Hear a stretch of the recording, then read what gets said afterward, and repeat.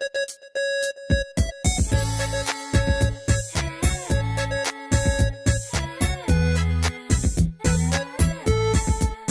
ู่บ้านอายปลูกต้นมักสาลีบ้านน้องนี้ปลูกฮอดมักแตงลายโอ้น้องนางสร้างนะฮักถือใจอายอยากจะไปยามบ้านน้องจะได้บ่ก็เสิร์ชเลยถ้าอายอยากมายามน้องขอถามอายจริงใจกับน้องบ่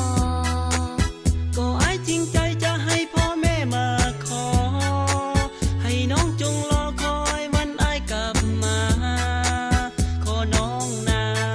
งอยู่บ้านใครมีมักแตงโม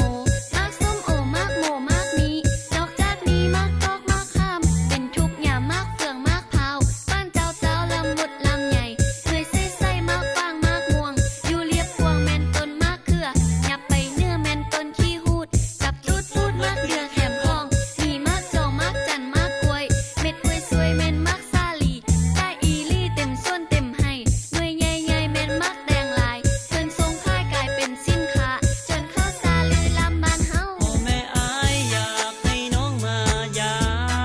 มตัวน้องนี้พร้อมที่จะมายามถ้าน้องมายามทั้งฮอดบ้านเฮือนอายแล้วอายจะไปยามบ้านน้องจะได้บ่ก็ยินดีถ้าอายอยากมายามอย่าดนนานพ่อแม่น้องจะของคอยบ่ให้คอยนานบ่ให้ตัวน้องหน้างอถ้าเงินเพียงพอถ้าอายมีพออายจะมาขอน้องนาง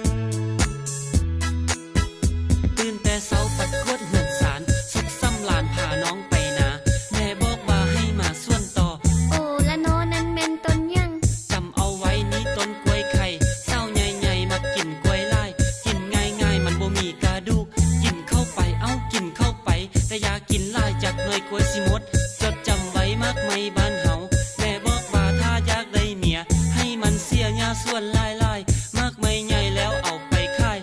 ได้แล้วเจ้าจะได้เมียขายได้แล้วเจ้าจะได้เมียดำแบบนี้สิได้เมียอยู่บ่น้อ ได้เป็นนั่นสิบ่ได้ได้คุณจอยเอาคุณตุ้ยโอ้เทโอโนอยู่บ้านอายปลูกต้นมักสาลีบ้านน้องนี้ปลูกฮอดมักแตงลายโอ้น้องนางสร้างนะฮักถือใจอายอยากจะไปยามบ้านน้องจะได้บ่ก็เสิร์ชเลยถ้าอายอยากมายามน้องขอถามอายจริงใจกับน้องบ่ก็อายจริงใจจะให้พ่อแม่มาขอให้น้องจงรอคอยวันอายกลับมาขอน้องนางอยู่บ้านใครมีมักแตงโมมักส้มโอมักโมมักมีนอกจากนี้มักกอกมักข้ามเป็นทุกอย่างมักเฟืองมักเผาบ้านเจ้าลำมุดลำใหญ่เลยใส่มักฟางมักม่วงอยู่เรียบพวงแม่นต้นมักเขือยับไปเนื้อแม่นต้นขี้หูดกับตูดพูดมักเดือแถมทองมีมักจองมักจันมักกล้วยเม็ดกล้วยสวยแม่นมักซาลีได้อีลี่เต็มส่วนเต็มให้หน่วยใหญ่ๆแม่นมักแดงลายเพิ่นทรงค่ายกลายเป็นสินค้าจนเข้าซาลือลำบ้านเฮาน้องมายามอยากกินยังบ่กินมักกอหรือว่ากินมักกล้วยอยากกินกล้วยไปตลาดโพสีจะกินซาลีไปที่บ้านผ้าโขมจะกินมักโฟมไปที่บ้านเมืองงามักม่วงสร้างงาไปที่บ้านปนใสถ้าจะกินลำใหญ่ไปที่บ้านเสียงแมนถ้าจะกินมักแฟนอยู่บ้านมุดก็มีถ้าจะกินมดปีมันบ่มีได้น้องถ้าจะกินมักตองอยู่บ้านอายก็มีถ้าจะกินมักตองมันเจ็บท้องถ้าจะกินมักตองมันเจ็บท้อง